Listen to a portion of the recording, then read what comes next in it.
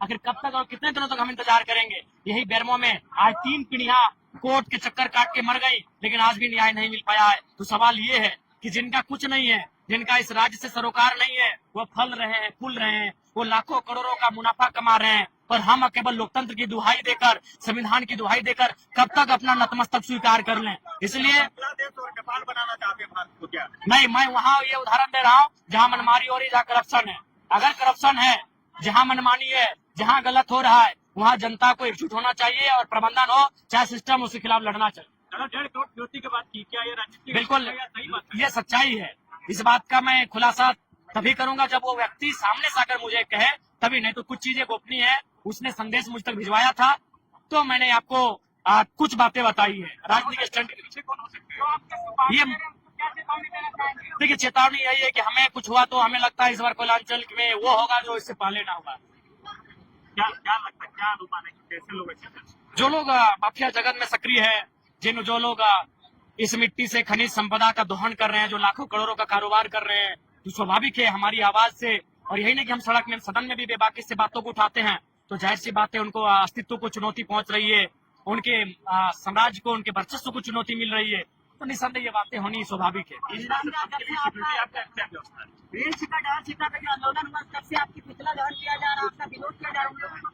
उनको यही कहेंगे कि हमारा मांग संवैधानिक है। आप अपने लिए विशेष मांग करें, आप अपने लिए विशेष रास्ता तैयार करें, एक तरीके से रास्ता तैयार करें, अगर विरोध भी करना हो तरीके से करें। विधायक एक चीज बताएं कि किस तरह से आपको धमकी मिली, इसकी सुरक्षा की व्यवस्था आपने क्या किया? नहीं, देखिए, हम स्पष्ट आपको कहना चाहेंगे, हम इकलौते पार्टी के विधायक है, इसलिए राज्य सरकार को हमारी सुरक्षा से जीवा कोई मतलब है ना। देश की तमाम जो वर्ग है जो सुरक्षा की जिम्मेदारी लेते हैं, तो कोई बात नहीं, हमें हम पे जनता का आशीर्वाद है। हम जिस प्रकार आज बेबाक है, कल भी उस तरह बेबाक रहेंगे। हम अपने आवाज से लोगों की, जनता के हित में जो आवाज उठाते हैं उससे कोई समझौता नहीं करेंगे। देखिए, लड़ना भी आवश्यक है, क्योंकि समय समय पर आपको इस अग्निकुंड में, आंदोलन की अग्निकुंड में अपनी आहुति देनी पड़ती है, चाहे वो आंदोलन के रूप में या बलिदान के रूप में, वो स्वतः चलता रहेगा। लेकिन आंदोलन को जिंदा रखने के लिए, हक अधिकारों को जिंदा रखने के लिए समय समय पर ऐसी स्थिति सामने आती है जिनसे हम लोग कभी पीछे नहीं हटे। डीपीसी प्रबंधन नहीं चलती तो क्या करेंगे? आगे हम लोग अगला कड़ा रूप अख्तियार करेंगे। अब हम लोग बंदी की ओर बढ़ेंगे, और बिल्कुल उससे पहले हम लोग प्रयास करेंगे कि समन्वय बनाएंगे, जितने भी विस्थापित समितियां हैं उनको गुलबंद करेंगे, उनको एकजुट करेंगे, और उसके बाद हम लोग एक नया कार्यक्रम प्रस्तुत करेंगे। आज आपके विरोध में आदिवासी समाज आगे है कि आंदोलन में क्या प्रसाद देंगे लगता है? देखिए, आदिवासी समाज, मैं जिस क्षेत्र में हूँ, निसंदेह उनकी भी तनिक मनिक विस्थापन हुआ है, और उन्हें भी कम से कम इस विस्थापन की लड़ाई में सहयोग करना चाहिए। उसके बाद उनकी मंशा जैसी भी, उन्हें अगर लड़ना है तो विस्थापन के खिलाफ आके लड़े। जिस प्रकार वो गोलबंद हो रहे हैं, झारखंड की अस्मिता सुरक्षा को लेकर गोलबंद हो। आज जब झारखंड आज बनना था तो उस समय सभी कुर्मी आदिवासी बिल्कुल भाई भाई का नारा था, मातो मांझी भाई भाई का नारा था। आदिवासियों के सवाल पर बोले तो आपको और सीपी चौधरी को इस्तीफा मांगे, कहा इस्तीफा देंगे? क्यों देंगे? आप क्यों? विधायक पद में रखे किसी एक जाति के प्रति लाभ पहुंचाने की बातें की? जी नहीं, जब हमने ये कहा था कि बुल्लुगु बाबा का पहाड़ आदिवासियों का, परसम के पहाड़ आदिवासियों का, तब तो आप खुश थे। जब हमने जादूगढ़ा का मामला को उठाया था, तब तो आप खुश थे। तो जब मैंने आदिवासियों के हित की बात की, तब तो आप ताली बजा रहे थे। तब आपने नहीं कहा कि आप सिर्फ आदिवासी की बात कर रहे हैं, आप मुसलमानों की बात करें, आप पिछड़ों की बात करें, बागड़ों की बात करें, आप दलितों की बात करें। तो मैंने तो प्रमुख रूप से आदिवासियों की बात कही, तब तो आपने नहीं कहा कि आप सिर्फ आदिवासियों की बात कर रहे हैं। हर समाज की बात हो रही है।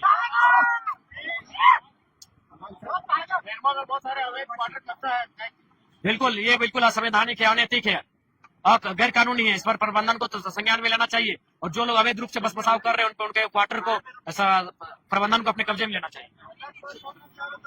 देखिए, उसके लिए जनता को भी जागरूक होने की आवश्यकता है, जनता को भी और प्रशासन के साथ साथ प्रेस मीडिया के बंधुओं को, क्योंकि हमें नहीं लगता है कि वो तो रात में अंधेरे में ऐसा नहीं कि चमत्कार करके चले जाते। प्रेस मीडिया को विशेषकर योगदान देने की आवश्यकता है। जो भी कोयला चोरी हो रहा है, मुझे लगता है आज इस देश को पुनः एक बार प्रेस मीडिया की बहुत जरूरत है कि खनिज संपदाओं के लूट से अगर कोई हमें बचाएगा तो प्रेस मीडिया का रोल रहेगा। प्रेस मीडिया के भाई आ गया।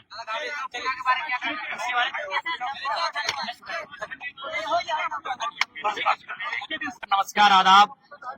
आप सभी जानते हैं पत्रकार बंधुओं कि झारखंड एकमात्र राज्य है जहां के लोगों को आज भी छला जा रहा है।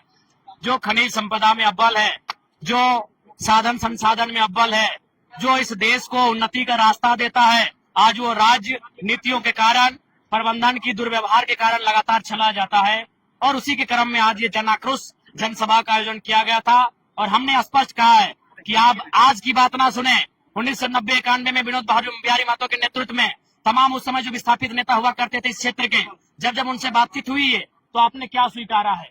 आपने रैयतों को 75% नियोजन देने की बात को स्वीकारा है, आपने उनको सुविधा देने की बात को स्वीकारा है, आपने उन्हें विशेष रूप से टेंडर में सुविधा देने की बात को स्वीकारा है।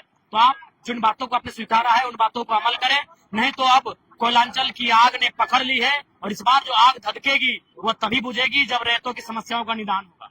लोकतंत्र पर आपको भरोसा नहीं, क्या मारकाट की बात कर रहे हैं? देखिए, मैं फिर पुनः कहता हूं कि मैं खेद प्रकट करता हूं कि मैं एक विधायक हो कि इस प्रकार की बातों को कभी कभी मैं कह जाता हूं, इसके लिए मैं दुख और खेद प्रकट करता हूं।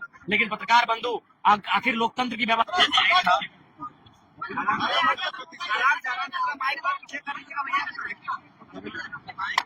सबसे पहले लोकतंत्र की चौथे स्तंभ जनमानस की बुलंद आवाज,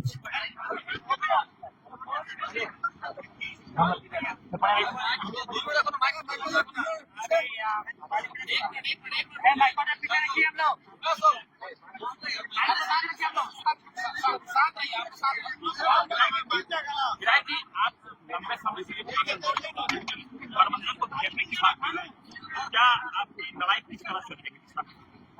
सबसे पहले लोकतंत्र के चौथे स्तंभ तमाम मीडिया बंधुओं को जोहार।